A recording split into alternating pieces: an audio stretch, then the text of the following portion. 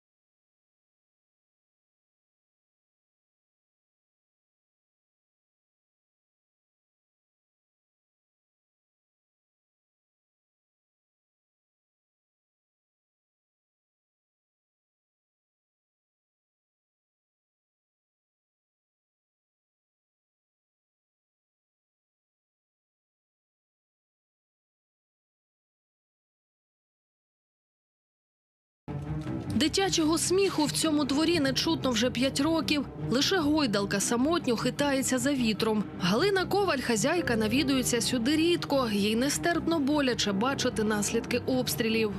Нас обстрел застал в доме. Мы это все слышали, видели, как стекла летят. Это было страшно, очень страшно. Від пережитого стресу її старенька мати померла за кілька днів. Самій Галині уламком поранило стегно, а дочка, яка має інвалідність, зазнала шоку. Она глянула, кров же ж. Кричит: маму убили. Та я ж стою перед тобою, що ж маму убили. Від війни тікали по різних містах, лишилися в Маріуполі. В Інни ДЦП. Без постійного піклування матері та лікування їй не вижити. Там ни медицинской помощи не было. Потому что дитё, особенно вот этот период зимний, очень болеет. Мы в прошлую зиму так вообще 2 месяца с болячек. Так тут врачи рядом, а там погода какая. Доедешь ты до города, не доедешь, кому бежать? Тим більше в кишені було геть порожньо. Ни денег не получали, ни пенсии, ни пособий, ничего. Полгода вообще ничего, ни копейки не получала. Сидела, не могла выехать, не было пропуска. Проникливі розповіді Галини Коваль та інших постраждалих від збройного конфлікту стали масштабним документальним проєктом історії мирних. Уже кілька років поспіль благодійна організація «Фонд Ріната Ахметова» не тільки допомагає людям, а й збирає свідоцтва жертв війни на Донбасі.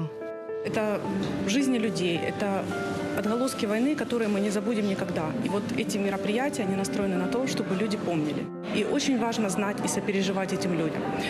Фонд Рината Ахметова очень большую роль играет сегодня в жизни этих людей. Это и продукты питания, и медикаменты, и лечение, и масса тех программ, которые сегодня нацелены на помощь населению, которое сегодня оказалось в беде и сложной ситуации. Галина Коваль зі сльозами на очах дивиться з екрана свою історію. У 4-хвилинному ролику вона розповіла про біль, втрати, страждання, а ще про допомогу та надію. Это страшно вспоминать. Это, наверное, никогда не забудется. Мы как раз были серой зоной. Магазины, он и есть магазин, но в магазине не было ничего. Ни хлеб купить. Спасибо Ренату Леонидовичу за то, что он нас поддержал в самую тяжелую минуту, поддерживает нас до сих пор. 6-й рік війни і 6-й рік підтримки. Допомога Ріната Ахметова врятувала понад 1 мільйон життів.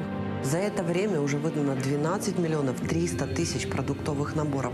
В этом году Киевский международный институт социологии проводил исследования, и они показали, что помощь на Донбассе все еще крайне важна, потому что там большое количество людей – это пенсионеры, инвалиды, многодетные семьи. Это как раз те категории, которые получают помощь фонда Рината Ахметова. Более того, это исследование показало, что 90% населения Донбасса положительно оценивает деятельность фонда Рината Ахметова. Ведь без нее бы люди просто не выжили. Продуктові набори отримують мирні мешканці уздовж усієї лінії розмежування. На пункті видачі в Золотому Луганської області чимало пенсіонерів, інвалідів, багатодітних родин.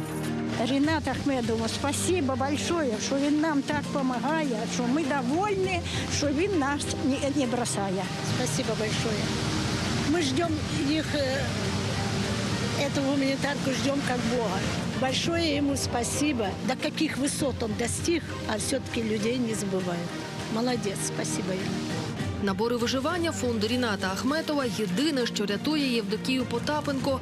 Жінці важко дійти до крамниці, та й коштів не завжди вистачає. Очень помогает, спасибо. Нам же пенсии много месяцев не давали. Ну, получали только вот это Ренат Ахметов. Ну, хватало, что ж мы не голодовали. Получали, спасибо большое. Кроме Рената Ахметова нам сейчас никто не дает.